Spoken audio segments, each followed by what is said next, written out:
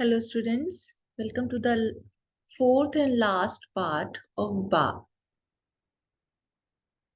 Now, when Ba was 33 years old, जब बा 33 years के थे, तो एक फैमिली में एक ट्रेजेडी आ गई। क्या हुआ था कि जो दर्शना के फादर थे, उनकी एक बहुत फेवरेट भतीजी थी, उसके हस्बैंड की डेथ हो जाती है। फादर जो थे दर्शना के, उनका भी दिल बहुत टूट जाता है। लेकिन बा जो थी, वो फादर के साथ एक सच्चे दोस्त के जैसे, साथी के जैसे खड़ी रही, और उन दोनों ने मिलकर अपनी उनकी भतीजी का लाइफ को दोबारा सेट होने में बहुत हेल्प किया। इस तरीके से एक सहानुभूति के अलावा उनका हेल्प भी करना, that is called empathetic nature, उन दोनों का सामने आया। नाउ बा ने कभी भी रोक टोक नहीं किया उनकी भतीजी के लिए कि now that she was also widow now. फिर भी उन्होंने कहा कि no, you can wear colourful clothes, आप रंगीन कपड़े पहन सकते हो, ऑर्नामेंट्स भी पहन सकते हो, आपको उस तरीके का विडोहुड जैसा लाइफ जीने का कोई जरूरत नहीं है। दर्शना के फादर का डेथ हो जाता है जब वो 55 ईयर्स के थे। नाउ अब फैमिली उस टाइम पर दर्शना के बड़े भाई की शादी की तैयारियां कर रहे थे।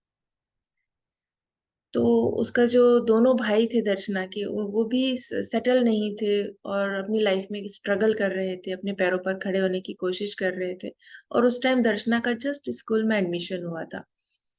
तो ऐसे हालात में फिर वेडिंग सेरेमनी जो थी, शादी, उसको पोस्टपोन किया गया।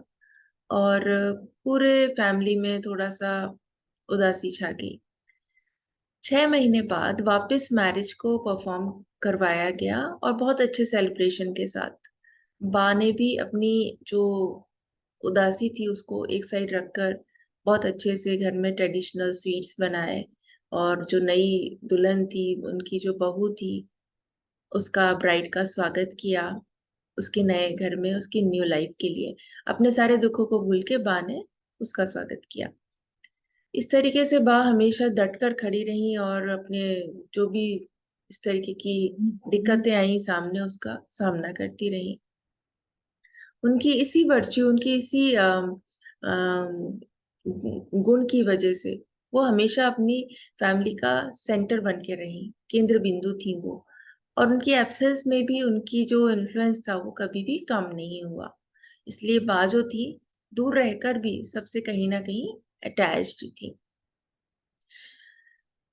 इतनी ऑर्थोडॉक्स, इतनी पुराने विचारों की सोसाइटी में रहने के बाद भी बा के अंदर एक मॉडर्निटी थी, जो दर्शना ने कई जगह पर फील किया। उसमें से एक ऐसा था कि जब दर्शना बाहर पढ़ने के लिए गई थी, आउट ऑफ स्टेशन रहती थी, तो बा उनको इस तरीके की सीख देती थी कि अब तुम्हारी जो लाइफ है वो एक मैन की लाइफ के जैसी हो गई है। ये दुनिया जैसी है, ये वैसी ही रहेगी। फिर भी अगर लाइफ में कभी ऐसी कोई चीज आ जाए, हो जाए, that if you become pregnant, तो सुसाइड कमिट करने का कभी मत सोचना, क्योंकि जिंदगी जो है वो एक ही बार मिलती है, बहुत प्रेशियस होती है। तो उस बच्चे को तुम जन्म भी देना, और उसे बड़े गर्व के साथ बड़ा करना। तो आज जब दर्शना इन चीजों के बारे में सोचती है, तो उनको महसूस होता है कि बा कितनी बोल्ड थी उस टाइम पर। उनका जो जिंदगी के प्रति नजरिया था, वो एक ओल्ड ट्रेडिशन में रहने के बाद भी इतनी मॉडर्न विचारों वाली उनकी बात थी। बा ने कभी भी हम लोगों की बहुत तारीफ नहीं करी, लेकिन उनका जो प्यार था वो काफी गहरा था हम लोगों के लिए। इस तरीके का मतलब उन इमोशंस को हमेशा दूर रखती थी हमसे, लेकिन अंदर ही अंदर वो प्यार बहुत करती थी सबसे। और ये उनके डेथ के टाइम तक ये चीजें चलती रही। क्या हुआ था, उनका डेथ कैसे हुआ था? महाशिवरात्रि का रात था, बा ने फास्ट रखा हुआ था, वो शिव जी की पूजा कर रही थी, और उसी टाइम पर मंत्रोच्चार भी कर रही थी। तो उनको हार्ट अटैक आ जाता है। लेकिन 60 मिनट्स तक चलता है वो हार्ट अटैक का दर्द उनको। फिर भी वो प्रेयर करना नहीं छोड़ती। उनके आखिरी वर्ड्स ये थे कि मुझे अब तुम लोगों की कोई चिंता नहीं है, क्योंकि अब तुम सब बड़े हो चुके हो। तो अब मैं आराम से डेथ को गले लगाती हूँ, और अब मैं जाती हूँ। तो 25 ईयर्स की ये लॉन्ग जर्नी दर्शना ने अपनी माँ के साथ बिताई थी, जिसको वो नहीं भूल पाती है। और जब शिवरात्रि के नेक्स्ट डे जो सुबह होती है, तो जैसे सब सुबह होती है तो रोशनी से भरा रहता है आसमान। तो बिल्कुल उसी तरीके का दर्द हुआ दर्शना को जो फादर की डेथ पर हुआ था, कि होने को तो सुबह हो गई थी और चारों तरफ उजाला था, लेकिन दर्शना को लाइफ में कहीं ना कहीं अंधेरा हो गया था। अब इतने साल गुजर गए हैं, साइंस बा, साइंस मीन्स विदाउट, बा के बिना, दर्शना की लाइफ में, फिर भी उनकी जो थॉट्स और जो उनकी सिखाई गई सीख है, वो जिंदगी का एक हिस्सा है अभी भी दर्शना के। ज्यादा एजुकेशन ना होती है, अभी बा ने उनको दुनिया की बहुत सारी चीजें सिखा दी, जो एक पढ़ा लिखा इंसान भी इतनी नॉलेज नहीं रखता है जितनी बा के पास थी, क्योंकि उन्होंने सब लाइफ के एक्सपीरियंस से सीखा था।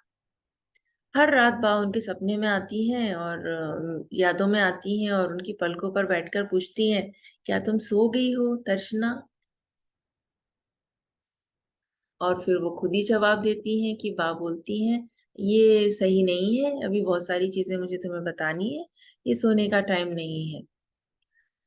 तो दर्शना बोलती है, मुझे काफी गर्व है कि मैं बाकी लड़की थी, मैंने उनको खो जरूर दिया है, लेकिन वाकई में नहीं खोया है, क्योंकि आज भी वो मेरे अंदर जिंदा है और वो मेरे साथ ही रहती है। मैं काफी गर्व महसूस करती हूँ कि मैं उनकी कोख से पैदा हुई।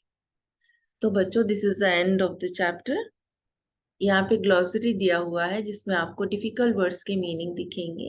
Now these are the question answers, जिसके मैंने आपको आंसर आगे दिए हुए हैं, you can go through it.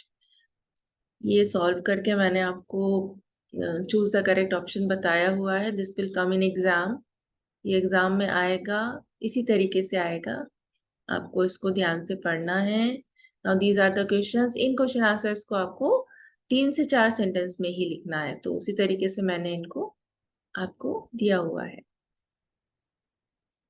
Now ये 3 और 4, अब ये है शॉर्ट नोट्स। शॉर्ट नोट्स थोड़े से बड़े लिखे जाते हैं बच्चों, अराउंड 5 मार्क्स के ये आ सकते हैं एग्जाम में। तो मैंने जैसे स्टार्ट किया है, आपको उसी तरीके से स्टार्ट करना है हर लॉन्ग आंसर को, like this. You can go through it, आप इनको पढ़िए, याद करिए, and get ready for your exam. Thank you.